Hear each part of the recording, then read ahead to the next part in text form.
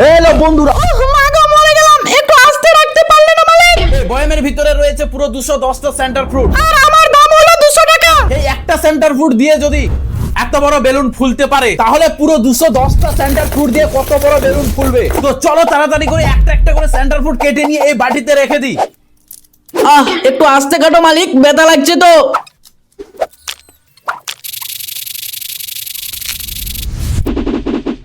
তো বন্ধুরা, এতগুলো সেন্টার ফ্রুটের লেয়ার করে দিয়েছি যে এটা আর সোজা হয়ে থাকতে পারছে না। তো চলো বাকিগুলো কেটে নিয়ে আজকের চ্যালেঞ্জটাকে কমপ্লিট করি।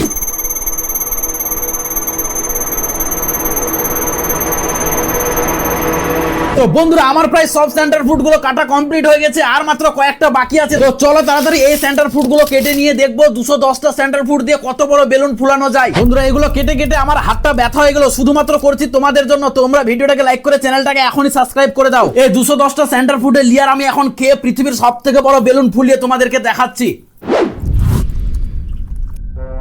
সাবধানে ফুলাও মালিক, সেন্টার ফ্রুট ফুলাতে ফুলাতে আবার নিজেই ফুটে যেও না যেন।